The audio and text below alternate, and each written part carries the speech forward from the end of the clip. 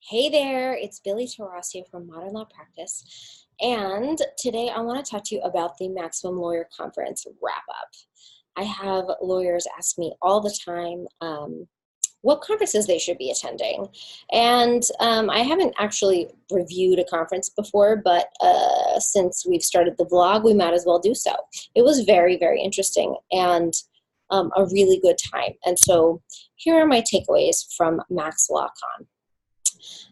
Max LawCon took place in St. Louis, Missouri, and it was a great location, really perfect location, because it felt small and it felt like it wasn't San Diego, it wasn't Los Angeles, it wasn't Chicago, it was St. Louis, and it felt a little bit more intimate. And everything about this conference felt intimate.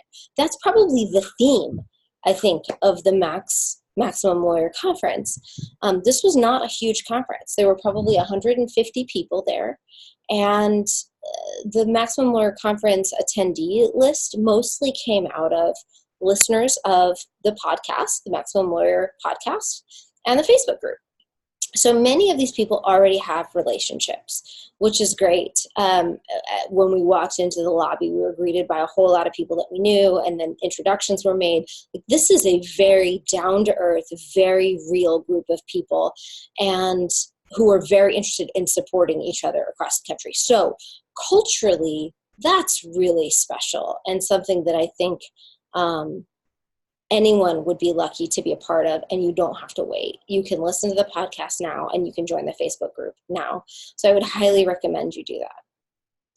A couple other things. The audience at Maximum Law Con is largely personal injury based. And so many of the speakers talked about issues and their firms from the personal injury perspective. And I'm a family law attorney, and most of the firms that we work with are family law firms. But there's a lot to be learned from personal injury firms and personal injury lawyers, and here's why. Personal injury firms are part of the machine of money in this country. The machine is banking, insurance, and finance. It's the number one industry in our country, and here's the deal. Every single one of us pays auto insurance every single day or every single month that we drive. And so there's this massive pool of money, and personal injury is largely being paid on insurance funds. So they are guaranteed of payouts, and they can predict payouts. They've got policy limits to look at. They do not have to secure clients that pay them, and they do not have to do the same. We have to do a cost-benefit analysis of how much money should our clients spend and is it worth it, but our clients have to spend the money and they have to have the money. In personal injury, it's not that way. You can get many of the firms there and all over the country who are doing personal injury get funding in advance on their liability. They can determine liability, they can determine what the payout's going to be. So it's different. It's a different business model. And because of that, it's a sophisticated business model. It's a more sophisticated business model than most of the small firms and the consumer firms, and probably even business firms around the country, although I don't know about big, huge litigation. But most of the firms that we deal with, there's a lot of sophistication going on in personal injury. So even though there's differences, we heard a lot about claimants, and they don't have the same challenges that we do as far as securing clients and converting those clients. And they don't have the same conversion numbers. The numbers that we heard from the speakers there are not the same as when you're looking at a divorce or criminal law.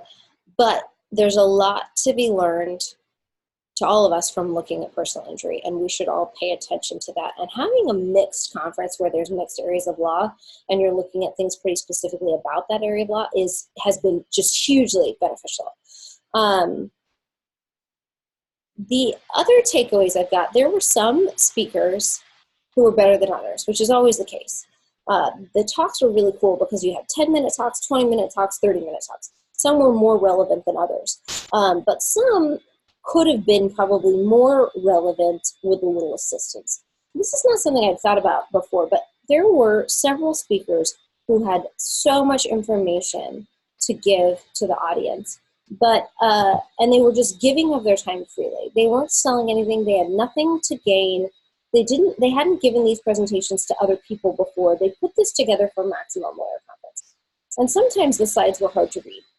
And sometimes the presentations weren't as packaged in a way that me, a non-PI lawyer, could fully understand and appreciate the value that was being delivered from the stage. And I do want to talk about the accommodations as well. So one possible idea could be for conference providers to set aside part of their budget to assist those speakers that are just volunteering, that are just giving their time, in developing slides and materials that more succinctly communicate the information they're giving. Because I was speaking about, hold on, I got a kiddo. Oh my gosh, any other parents struggling with summer? That's going to be a different video. So I may have lost my train of thought a little bit. But okay, so I was speaking about conversion techniques. Because I do workshops and teach lawyers conversion techniques and train my own lawyers in my firm, the presentation that I gave had been prepared for other things. It had been used for other things. It had been practiced. I had tried different ways of delivering the material. And that's not just true for me. Blue Shark Digital was there. And they give presentations all over the place. They do SEO and digital marketing for attorneys. So they've given this talk. They know how to communicate the material that they're trying to communicate. My friend Jay Ruane, he was talking about social media marketing, and he's launching a social media class and DIY course for attorneys. So the presentation that he gave was something that he had honed. There were other lawyers who have no reason to do that. They're not training people. They're not providing a product. They're simply giving away information for free. And it would be great if conference providers would think about maybe setting aside some money for those particular presentations to help make that a little bit more easily accessible for people like me who had a hard time consuming what they were trying to. Like, the content was amazing, but I wasn't able to connect with the material.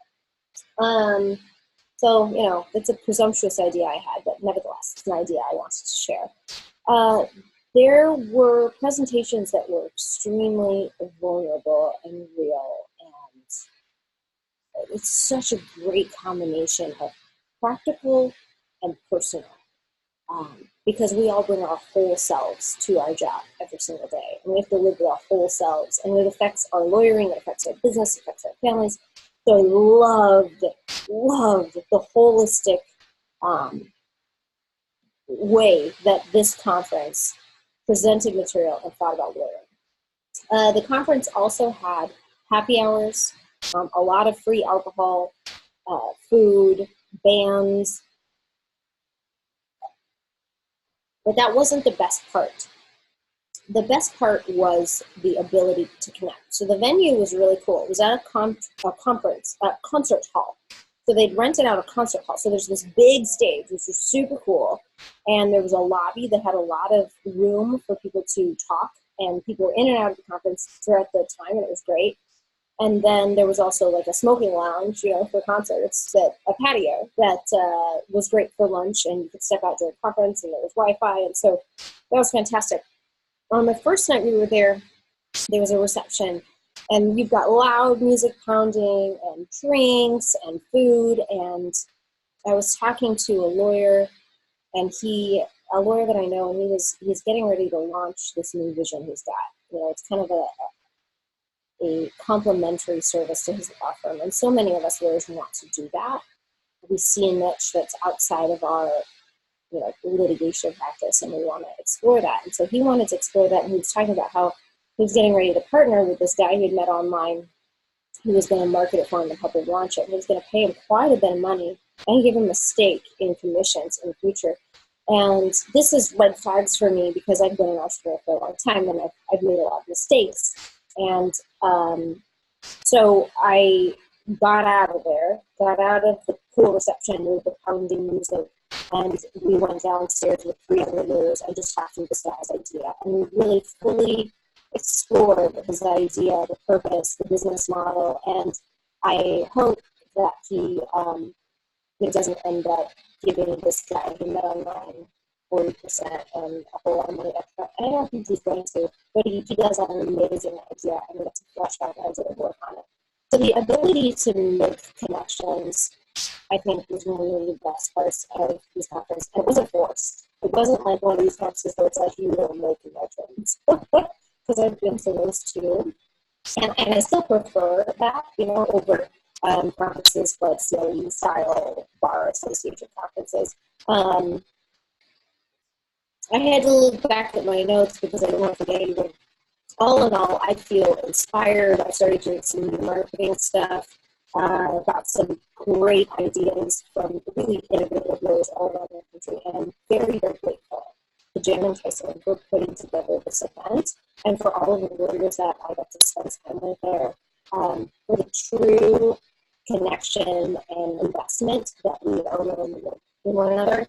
And I have to say, I would recommend for every single leader out there, if you're cool, join the Maximum Leader Facebook group, and definitely make sure that you plan to attend next year. It's in St. Louis again, but this week's June 11th and 12th. But if you go to the Facebook group, you'll find it. And that is it. That is it from my honest review of Maxa.